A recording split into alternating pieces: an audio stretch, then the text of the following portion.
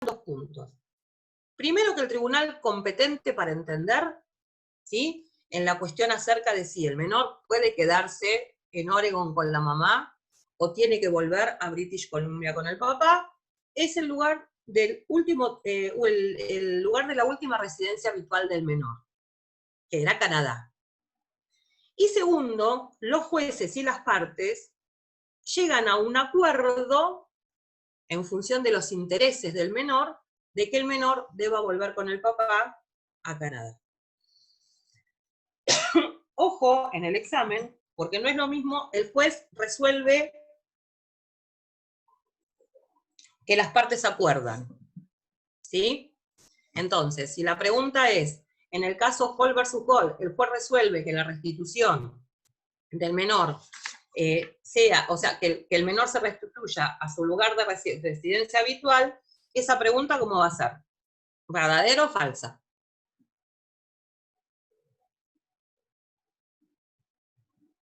Repito, si la pregunta del parcial dice, en el caso Hall versus Hall, el juez resuelve que el menor vuelva a British Columbia, Canadá, en función de ser el lugar de última residencia, ¿esa pregunta va a ser verdadera o va a ser falsa? ¿Qué les parece a ustedes? Tienen la filmina adelante, no necesitan mucho más que leer, chicos, ¿eh?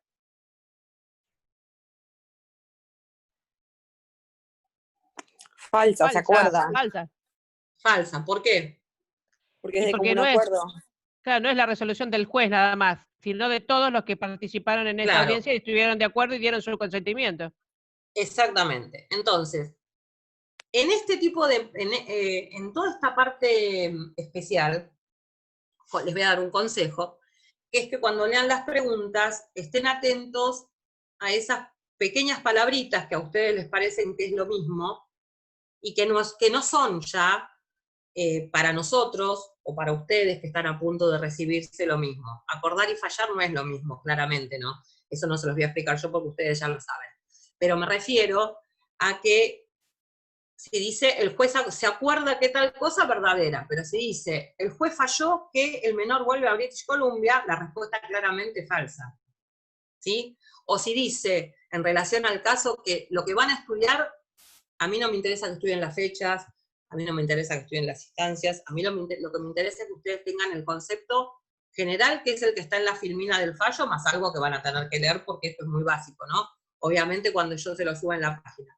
Pero a mí lo que me interesa en líneas generales es, el padre, cuando inicia la acción en British Columbia, no pide la restitución del menor. El padre lo que pide es una moción de comunicación directa de audiencia conjunta, como quieran llamarle. Entonces, insisto otra vez, si la pregunta del parcial es, el papá en British Columbia pide directamente la restitución del menor, la respuesta, ¿cómo va a ser? ¿Verdadera o falsa? Falsa. Exacto, falsa, ¿sí? Falsa. Ustedes fíjense que son pequeños detalles, acá no están estudiando ni fechas, ni nombres, ni nada raro. Simplemente están estudiando los hechos. Las preguntas, si se hacen, si entra dentro del parcial, van a estar en base a estos hechos, ¿sí? Y les digo porque muchas veces, a ustedes, hago un paréntesis del tema, a ustedes lo que les pasa es que buscan en la pregunta lo que no está, ¿sí? Cuando algo no está directamente. Los alumnos algunos alumnos que cursan, que me han tenido a mí en la práctica, yo siempre en los casos les digo lo mismo, lo que está. No me lo tengo que imaginar lo que no está, no, pero si me quisieran preguntar esto, si me quisieran preguntar aquello, lo que está en el texto que ustedes les dan. Si no se los dan, es porque no tienen que fijarse en eso. Hay mucho fallo en esta parte de la materia. Entonces tienen que tener bastante claro qué es lo que pasa en los hechos y qué es lo que no. Y no imaginarse que supuestamente les están preguntando algo que en realidad no existe. ¿Sí? Se los aclaro, no por ahora, para el parcial que le falta un montón, que es la semana que viene. Entonces dijimos, comunicación judicial directa, videoconferencia, audiencia conjunta. El caso Hall versus Hall es interesante para que ustedes vean cuáles son los mecanismos sin llegar al pedido de restitución de un menor. Puede haber otro mecanismo, como en el caso de este, si estuviéramos en el ámbito de los tribunales argentinos, obviamente las audiencias se hacen, pero en este caso nosotros estamos tratando de ver cómo podemos hacer, en el caso de que haya dos países involucrados, para que no se llegue a un largo juicio hasta ver dónde queda el menor, que no es el interés del menor, ni el interés, hipotéticamente, del Estado en sí, que el juicio se paga. Algo muy, muy nuevito, creado a instancias de La Haya, ¿sí? De las conferencias de La Haya y de la Asociación de Escribanos Norteamericanos, es la apostilla electrónica. Ustedes habrán visto en su momento la Convención de la Apostilla. Sí, la vieron, creo, en la primera parte. ¿O la vieron ahora? No, la primera parte vieron, la Convención de la Apostilla, sobre supresión, de legalización y demás. Esta apostilla es una apostilla mucho más avanzada, porque es electrónica, ¿sí? Y la apostilla electrónica lo que tiene se basa en dos software que van combinados. El primero lo que hace es legalizar un documento electrónico a través de una firma digital. O sea, ingresa un documento y a través de una firma digital se dice que ese documento se encuentra legalizado. Y la segunda parte, que se hace a través de otro software, es el registro de esa apostilla. O sea, yo legalicé un documento, lo digitalicé las firmas de las autoridades que necesitaba para que fuera legalizado, y después creé un registro. ¿Qué me permite este registro? Que cuando yo tengo que consultar si determinado documento o si determinado acto es legal o no, lo haga a través de la Convención de la Apostilla electrónica. Queda un registro de todos aquellos documentos que se apostillan, o sea, o que se legalizan electrónicamente, ¿sí? Y ese es otro método muchísimo más nuevo. Argentina no tiene el software todavía, pero en algún momento lo vamos a tener, así que ustedes deben conocer, deben por lo menos saber que existe, que está formado por dos componentes, que el primero es para legalizar y el segundo es para registrar esa legalización. Son los conceptos que tienen que tener como más importante de lo que es el sistema de apostilla electrónica. Dicho esto, que hace a las generalidades, sí o sí, de lo que es la cooperación en materia procesal, civil y comercial, vamos a ir un poquito a las dos convenciones que ustedes ya tienen subidas al campus y que tienen que estudiar, que son las convenciones CIDIP. A nosotros, a los efectos de cooperación jurídica, si bien entendemos que la Convención CIDIP sobre restitución de menores, la Convención CIDIP sobre adopción y la de alimentos son un caso de cooperación jurídica, como ustedes específicamente las van a abordar en las diferentes bolillas que vieron o que creo que ya vieron, nos van a interesar todas las que hacen al ámbito del derecho procesal, civil y comercial, ¿sí? Hay tres conferencias interamericanas que hacen al ámbito del derecho procesal, civil y comercial: la de Panamá del 75, la de Uruguay del 79 y la de La Paz del año 84, perdón. Estas tres conferencias y los títulos, de las cuales ustedes van a tener que estudiar dos nada más, son las que nos interesan, pero yo quiero que sepan el día de mañana, por si necesitan hacer un exhorto, que unas complementan a las otras, o unas tienen algunos temas, pero entre las tres tienen todos estos grados de cooperación jurídica de los cuales hablamos. La de Panamá del 75, las que nos van a interesar a nosotros son la Convención Interamericana sobre Exhortos y Cartas Rogatorias, la Convención Interamericana sobre Recepción de Pruebas en el Extranjero, y la Convención sobre el Régimen Legal de Poderes. De las de Montevideo, del 79, lo que nos va a interesar es, y fíjense que vamos aumentando el grado de coerción. Las primeras son, naturalmente, se corresponden con el primer grado de cooperación jurídica, ¿sí? Exhortos y cartas rogatorias, recepción de pruebas. Las del segundo, ya las de Montevideo del 79, me habla de Convención sobre cumplimiento de medidas cautelares, o sea, me estoy subiendo un grado en la cooperación jurídica internacional, Convención sobre prueba e información acerca del derecho extranjero, pero me habla de Convención Internacional sobre Eficacia Extraterritorial de Sentencias y Laudos Arbitrarios. O sea, ya en la del 79 se empiezan a incorporar los otros dos niveles de cooperación jurídica internacional. Y en la de Bolivia, las que nos interesan, hay muchísimas más, y no quiere decir que las CIDIF estén restringidas a estas, les vuelvo a aclarar. Nos interesa otra vez la de Defensa Internacional para la Eficacia de Sentencias Extranjeras y protocolos adicionales. En la 2 vamos a tener un protocolo adicional a de exhortos y cartas rogatorias, y en la última vamos a tener un protocolo adicional a la Convención sobre Recepción de Pruebas. Esas son las que en este aspecto nos interesan a nosotros, y son las que ustedes van a tener que analizar. Son muy similares, tienen algunas características que las hacen un poquitito distintas a la de recepción de pruebas en el extranjero y a la de exhortos y cartas rogatorias, pero más que nada en lo que tiene que ver a todo lo que es la documentación que yo necesito en la rogatoria para que se cumpla en un caso y en otro, ¿sí? No tiene que ver con lo que son los lineamientos generales de la Convención. Y acá entramos con un tema que es el tema que a ninguno se le ocurrió preguntarme, pero que yo se los voy a decir. ¿Qué dice la norma procesal nuestra de derecho internacional? ¿Ustedes se acuerdan? Eso lo vimos en calificaciones. ¿Qué dice?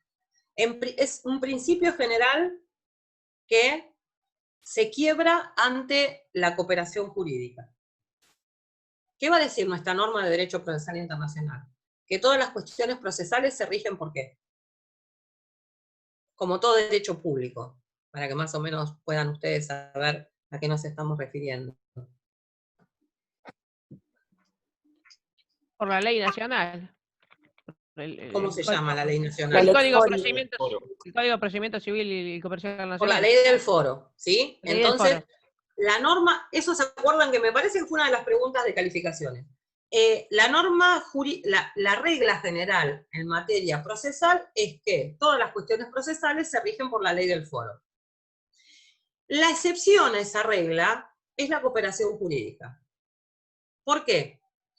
Porque yo, juez, que le estoy requiriendo a otro de otro estado que me ayude y me colabore con un acto que va a tener influencia en el mío, ¿puedo exigirle que lo haga en función de mis reglas procesales? O sea, ¿puedo decirle a un juez colombiano que cite a un testigo y lo lleve a declarar en función de mis normas procesales en cuanto a prueba testimonial? ¿Puedo o no puedo? No, no puedo. Entonces, el principio general de que la norma procesal se rige por la Ley Fori se quiebra acá, en la cooperación.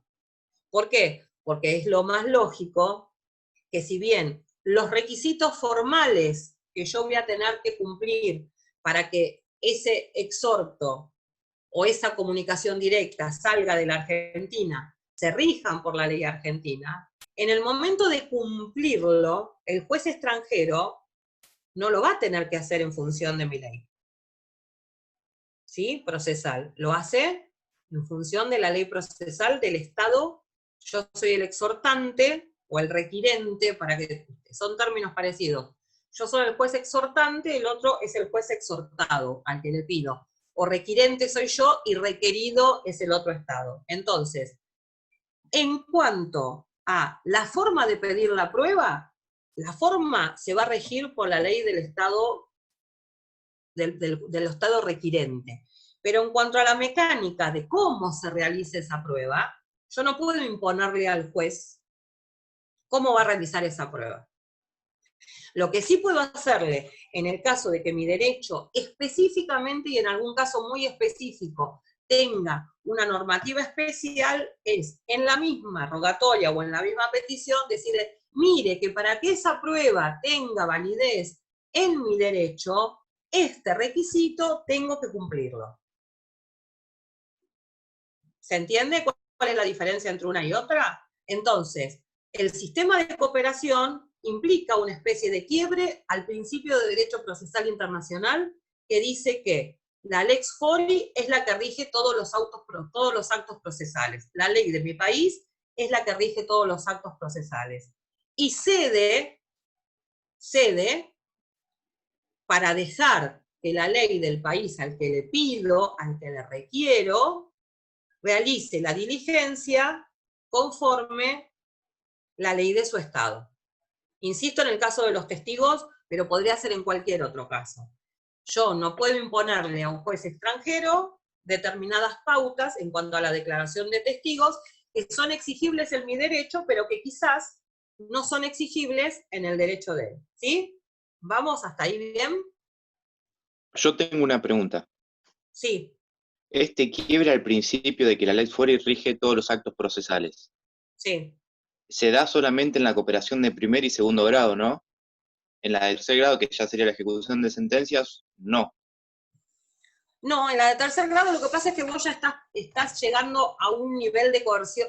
El nivel de coerción se dice, no porque sea un acto de coerción, pero un nivel de petición tal en la cual ahí vas a tener que analizar otro tipo de cuestiones que ya no hacen al fondo del derecho procesal, sino que hacen a si la sentencia emana de un juez competente, si ese juez es competente, viste que hay dos teorías acerca de si la competencia del juez analizás a la luz de tu derecho o a la luz del derecho extranjero, entras en otro tipo de cuestiones que no son tan simples como diligenciarme un exhorto, hacerme una notificación. Vamos a suponer que en la notificación que vos pedís, nosotros tenemos prevista en el Código Procesal Civil y Comercial la notificación bajo responsabilidad de parte, ¿sí? Decimos, esta persona vive acá y la notificación se hace a ese domicilio. Pero suponete que en el país donde vos lo requerís no esté previsto. Yo no le puedo imponer al juez una notificación bajo responsabilidad de parte cuando su legislación no la permite, ¿sí? Entonces, cuando hablamos de reconocimiento y ejecución de sentencias, el grado es tal que quizás el quiebre es más importante porque vos ya vas a tener el quiebre de decir, yo voy a reconocer esta sentencia, es como definitivo, yo voy a reconocer esta sentencia en tanto y en cuanto se cumplan estos requisitos que mi ley exige. Ya pasa como imperar más la ley del juez que tiene que reconocer la sentencia que la del propio juez que pide el reconocimiento. ¿Se entiende lo que quiero decir? Sí, sí. No sé, para la persona que me preguntó. Porque el tema es el siguiente. Cuando yo pido el reconocimiento de una sentencia de divorcio dictada en el extranjero, ¿sí? ¿Qué va a ser lo más importante? ¿El juez que dictó la sentencia o cómo la recepciono yo para reconocerla? Y el reconocimiento, porque si no, no tiene sentido el divorcio. Entonces, es como que se vuelve a dar vuelta el tema, ¿entendés? Porque yo no la voy a analizar o sea, yo formalmente podré decir, emana de juez competente, reúno todos los requisitos, no se violó el debido proceso, no está la falta en rebeldía, me adjuntaron toda la documentación, todo eso es como lo que yo voy a analizar de la sentencia que viene para ser reconocida. Pero las pautas más importantes van a ser a la luz del derecho procesal local, para, en definitiva, terminar de reconocerla.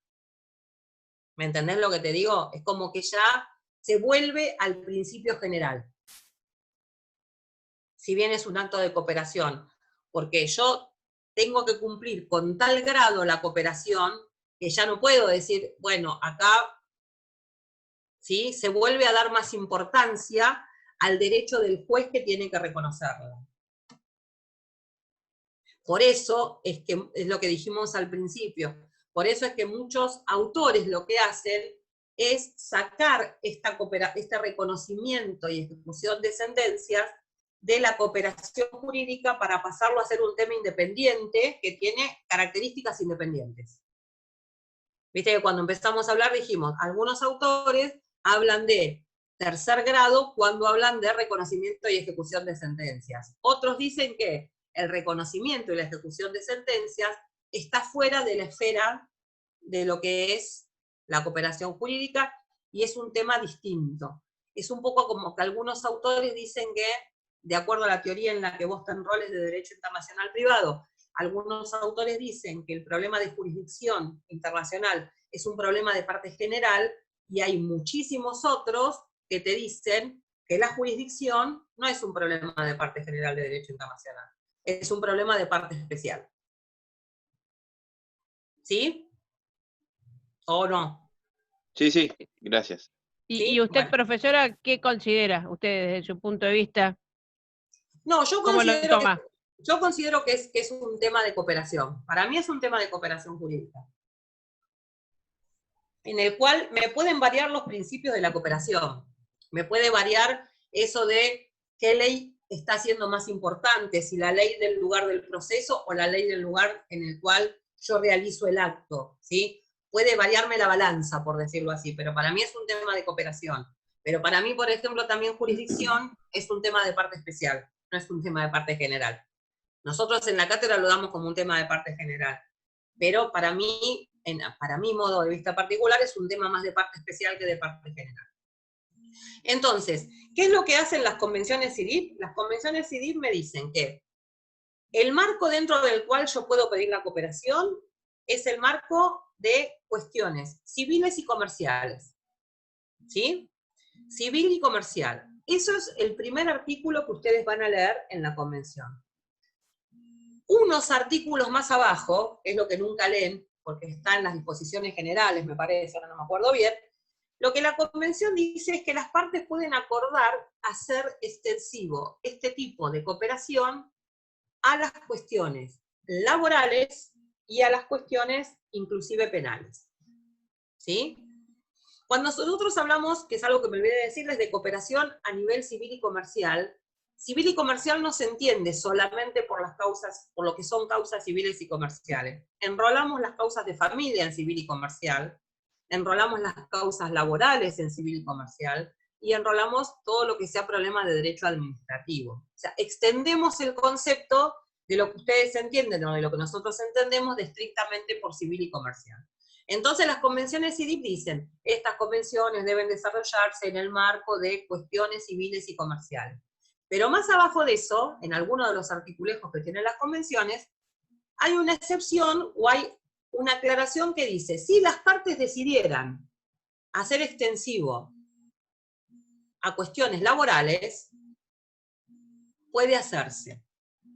Ante lo cual, la pregunta directa puede ser, ¿puedo notificar una demanda laboral en el ámbito de la Convención CIDIP?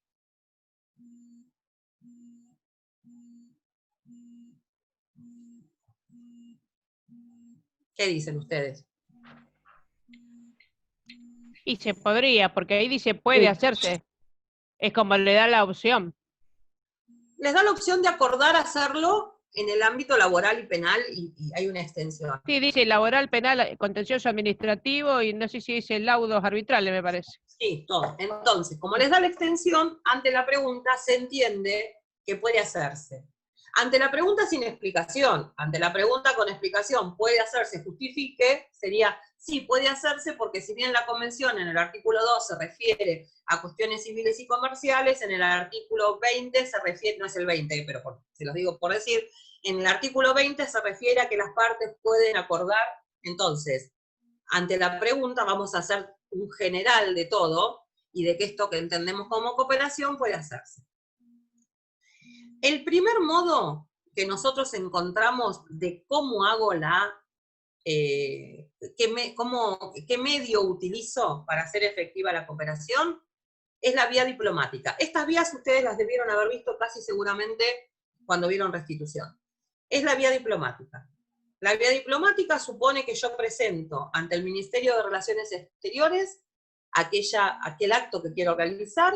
El Ministerio de Relaciones Exteriores, a través de su valija diplomática, lo lleva al país donde yo quiero realizar el acto, lo presenta ante nuestro delegado, o ante nuestra embajada, o ante nuestro consulado del país, del país donde lo quiero realizar, y este se encarga, o sea, la autoridad consular es la que se encarga de hacer que el acto se realice, entre en sede judicial y se realice. todo lo que sea exhorto a través de vía diplomática no requiere legalización en los términos de la Convención. ¿Sí? Otra vía es la particular.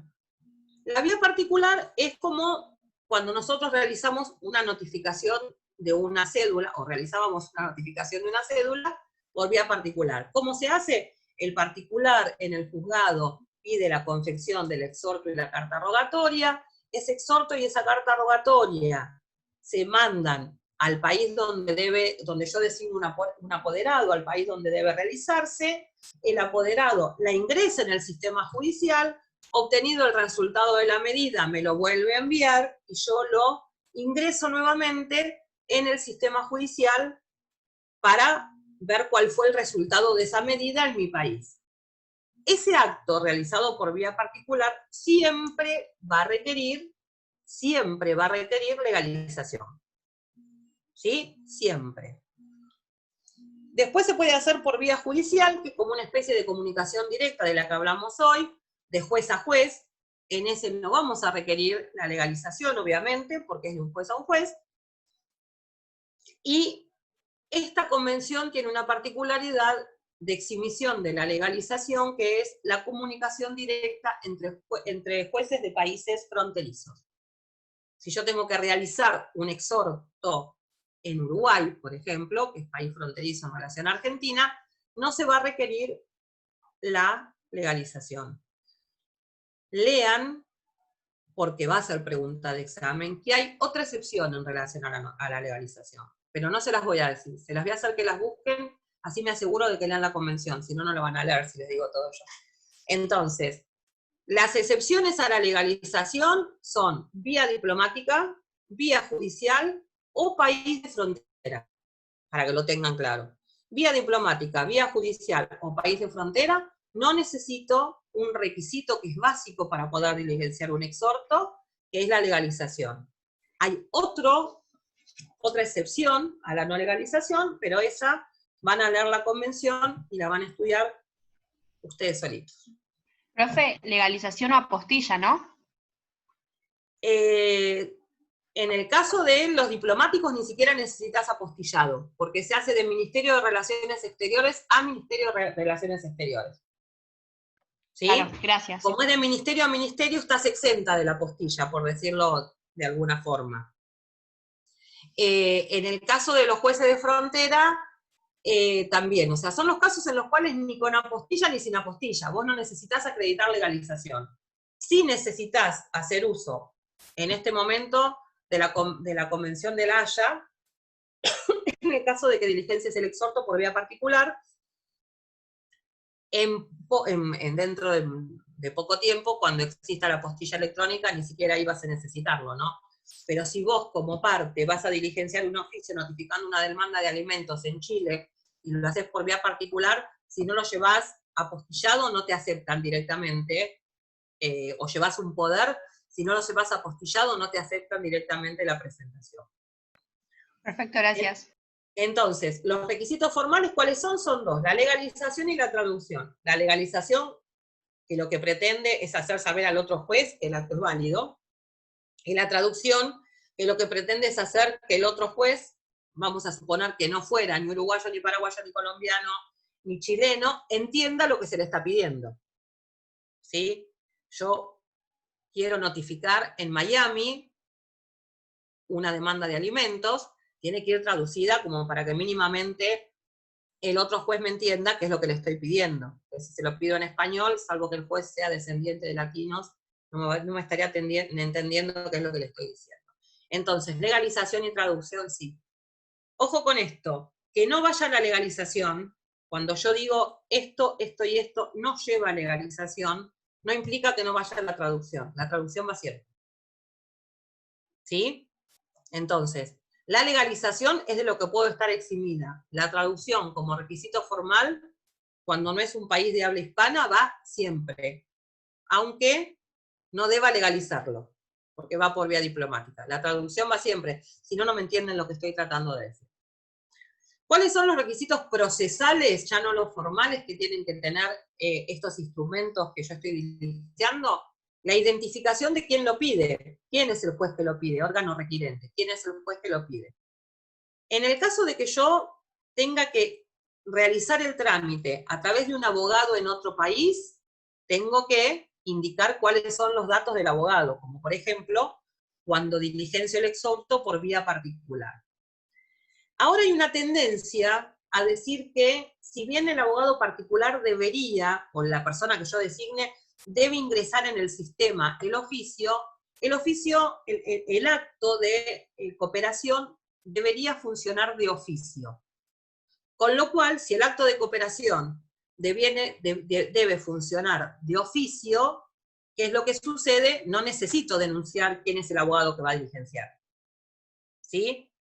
Entonces, necesito denunciar cuando es vía particular y en aquellos casos en que el país no esté englobado en esa teoría de que debe hacerse de oficio. Por si acaso, como lo que abunda no daña, si ustedes van a hacer una rogatoria, siempre le ponen quién es el abogado autorizado, ¿sí? A diligenciarlo en otro país. Importante es la información acerca del plazo. ¿Cuánto plazo tiene el juez al que yo le requiero algo para realizar ese acto?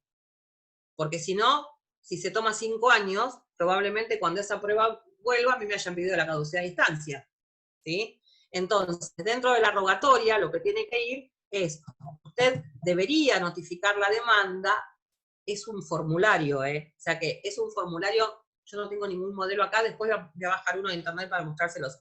Es un formulario en el que yo voy haciendo crucecitas y poniendo detalles, y si no, aclare. Entonces, tendría que aclararle que el plazo para que dicho acto tenga validez en mi estado es 30 días, 60 días, 15 días. ¿Por qué? Porque ¿con qué me puedo encontrar yo? Que quiero citar a alguien, notificar una demanda de alimentos, por ejemplo, en el extranjero, y pase un mes, pasen 2 meses, pasen 3 meses, y a mí me pidan la caducidad, por falta de notificación. Entonces, por eso necesito decirle al juez qué plazo tiene para realizar ese acto. Obviamente, como dijimos antes, si en mi país, para que ese acto sea válido, se requiere algún requisito legal para que la medida probatoria o la notificación deba cumplirse, debo aclararlo también. Debo decir, mire que para mí sea válido, más allá de que yo sé que ese acto se va a hacer en función de su normativa, necesito que pase esto. Necesito que exista constancia de determinadas circunstancias. Que no afecte el orden público, y después, tanto en la Convención de Exhortos y Carta Rogatoria como en la Convención de Pruebas, está acá en el PowerPoint, para no extenderme demasiado, ustedes van a ver que están 2 o 3 requisitos especiales que tienen una y otra convención en cuanto a qué es lo que tengo que acompañar.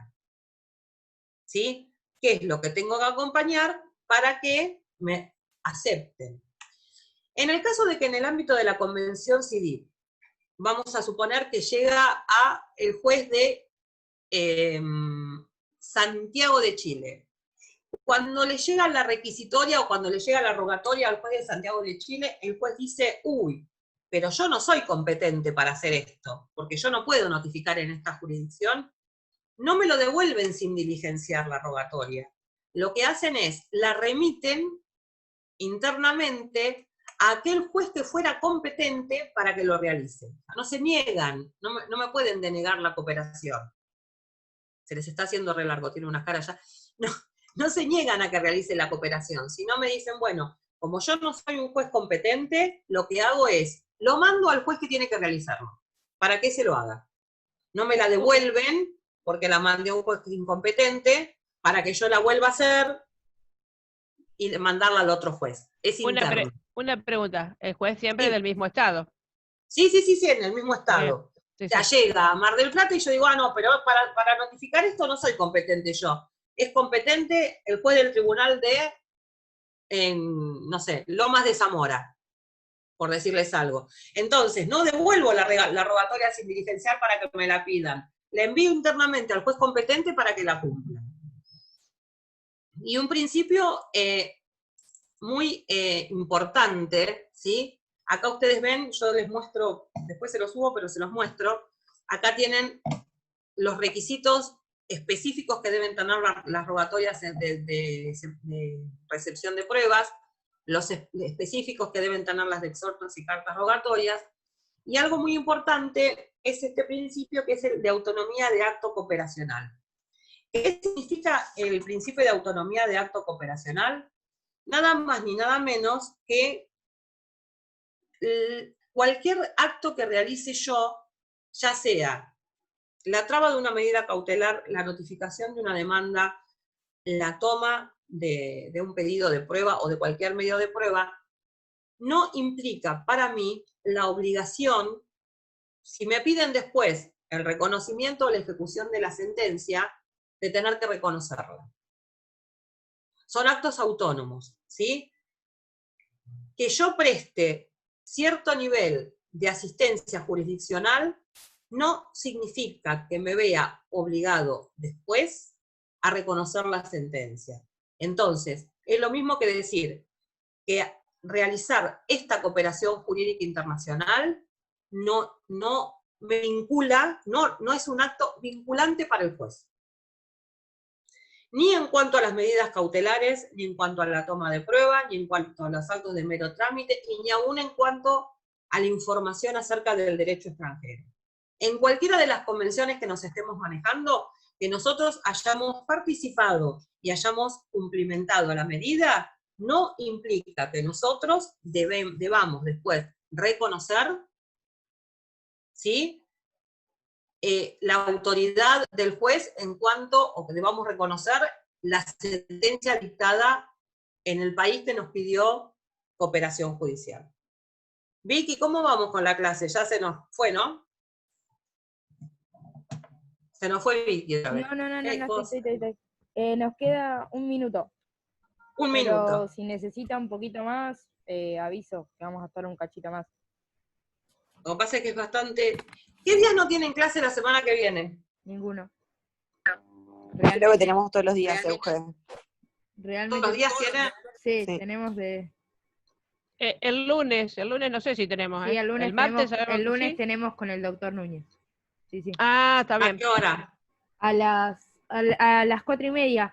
Eso te iba a consultar y a todos, si podíamos en algún horario, si necesitabas. Si no, pido ahora, pero me parece que tenían una clase, por eso estaban complicados. No, el tema es el siguiente, faltaría explicar, es mucho más corto, lo que es, por eso lo dejo a criterio de, espera que voy a dejar de compartir pantalla. Y si no, Espérenme que tengo- perdón, Eugen, Sí, si no, ahora yo armo una reunión desde mi Zoom personal, y no ocupamos un aula y terminás si necesitas eso. eso como ustedes quieran. Porque Y ¿cuánto si más no, le podemos falta? hacer lo siguiente. La guía de estudio, en la guía de estudio está todo, ¿sí? Está todo hasta la cooperación penal. Todo lo que vamos a ver, convenio transnacional y todo. Y en el PowerPoint también está todo, ¿sí? Está todo. Lo que podemos hacer es, o el compromiso que pueden tomar ustedes es el siguiente. Yo ahora terminamos la clase, voy a subir la guía y voy a subir el PowerPoint, las dos cosas. Ustedes lo miran, todos con conciencia, y si necesitan que yo les explique la parte penal, fijamos una clase más, y ustedes me dicen a mí el horario. ¿Sí? Menos el sábado, que yo no puedo, hasta el jueves de la semana que viene, no tengo problema ningún día. ¿Qué parte dijo de que podría explicar? Ustedes hasta acá vieron, ¿sí? Ustedes estamos compartiendo pantalla. Sí. A ustedes les falta ver esto. Espérenme que voy a agarrar el teclado. Es más fácil un segundo. Nos faltaría ver esto. Todo lo que es extradición, asistencia recíproca en la Convención de Delincuencia Transnacional Organizada. Es parecido a lo que vimos de civil, pero en penal, con otras características particulares que tiene. Ah. Está el PowerPoint y está la guía de estudio. Entonces, como yo no sé si ustedes quieren o no, tienen tiempo, o cómo van con los otros temas y demás, Profe, perdón. A la verdad pensé que íbamos a tardar un poco menos. Profe, la propuesta es, sí. Ahí están pidiendo en el chat que armemos otra reunión, así que si usted no tiene problema o no está muy ocupada ahora y tiene un tiempito, Si puede ser la semana que viene, Vicky, mejor. O sea, si puede ser la semana que viene, mejor. Yo les hubiera dicho el sábado, pero el sábado cumple 15 mi hija menor y lamentablemente, chicos, tiene la prioridad. Pero si no, no hubiera tenido problema. ¿Quieren domingo? Domingo es 1 hora más. No es que van a ser 5 horas, ¿sí? Bueno. Y si el tema lo tienen leído, es mejor porque es menos tiempo, porque es como una especie de consulta de lo que no entiendan. Son, a ver, de la guía de estudio, yo ya les digo cuántas hojas son. Esperen que la tengo acá.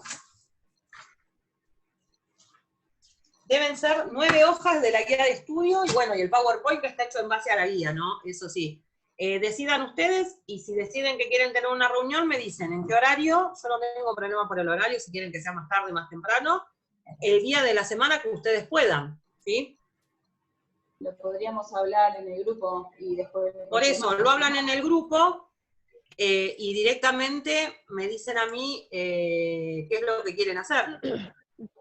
Sí, si les parece a todos, me parecería bien.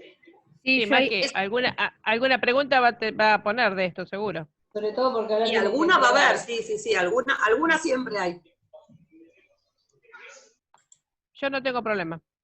Eso como quieran ustedes, yo se los ofrezco realmente, no tengo ningún inconveniente. ¿Quieren una clase? ¿Quieren leerlo antes? Capaz que lo leen, les resulta fácil y no quieren. Se ponen de acuerdo entre ustedes, ¿sí? Y después me dicen a mí. Sí, a mí me gustaría, yo prefiero una clase de última el domingo. Total, sí, yo también. Lo corto no que tengo estamos problema. Última. Sirve. Sí, ya estamos. Si quieren el domingo, no sé a qué hora tienen la clase con Daniel, si quieren una clase al mañana, si quieren una clase después de Daniel, es mucho más corto que este tema, Eso yo no sí, tengo problema. El día que quieran, el horario que quieran. No sé por los que trabajan, si quieren que sea la nochecita, el lunes, ustedes me avisan eso. Claro. ¿Vos me avisás, Vicky? Sí, Euge, sí, estamos viendo, me parece que la mayoría opta por el domingo, por ahí no sé si les parece, domingo tipo 6 de la tarde o 4, o horario a las 4. Más o menos de clase, para, ¿cómo es? Para no interrumpir tampoco el día, ¿no? Y yo te aviso, a las 6, Euge. Si quieren a las 4. A las 6, si quieren más tarde a las 7, yo no tengo problema, Buenísimo. Pónganse todos más o menos de acuerdo para no probar a nadie, o el que tiene que estar con su familia, o el... organizamos, si te parecen los grupos, y yo te aviso. Y te paso todos los datos. ¿Vale? Listo. Sí, pásamelos, y ya les digo, es solamente la parte de penal.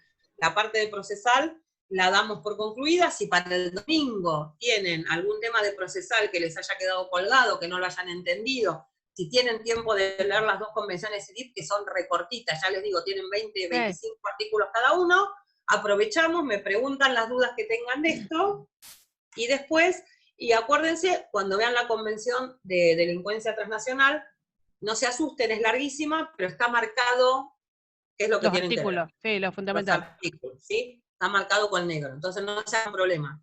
Ojalá la puedan leer toda, pero si no pueden, está marcado con negro lo que nosotros vamos a abordar acá, porque de comiso hay un montón de cosas que no vamos a abordar, ¿sí? Entonces ustedes pónganse de acuerdo y me dicen a mí el domingo a qué hora, o a través de Vicky o a través del centro, y hacemos una clase. Si quieren ir más rápido, porque están cansados, porque yo sé que están cansados de tener tanta clase seguida y todo, lo que podemos hacer es, si lo pueden leer mejor, así, si quieren, en lugar de dar tanto clase así, podemos charlarlo entre todos, que capaz que ustedes se entienden más charlándolo, ¿sí? Eso lo deciden ustedes. Para mí es lo mismo dar la clase o hacer un ping-pong de preguntas si ustedes quieren. Buenísimo. Euge, sí. ¿Podría subir el material hoy, así ya lo tenemos, sigamos leyendo? Sí, yo termino la clase, me tomo otro té y subo el material. Dale, bueno, las 2 convenciones CIDIP ya están, subidas. Sí, ya las vi, sí. Falta el caso Hall versus Hall, si lo quieren leer entero, si no ya les dije, con lo que está en la filmina les alcanza, y después faltaría la Convención de Delincuencia Transnacional. No les voy a poner ninguna de fiscal, no les voy a poner ninguna de previsional, todo eso lo vamos a dejar para a los del cuatrimestre que viene, para ustedes no. Bueno, ¿sí? Gracias. Muchas Entonces, gracias. bueno, confirmame después, Vicky, el domingo a qué hora. Bueno, buenísimo, y te paso todos los datos de la reunión. Clase un domingo, esto no existe, pero bueno. No, bueno, solo privado en pandemia. O están re locos o tienen miedo, una de dos. Creo que es la segunda. Bueno, listo, chicos, buenas noches, que les vaya bien y Gracias. ya en un Gracias, cachitito Eugen. les subo esto, ¿sí? Gracias. Chao, nos Eugen. vemos. Nos vemos. Gracias.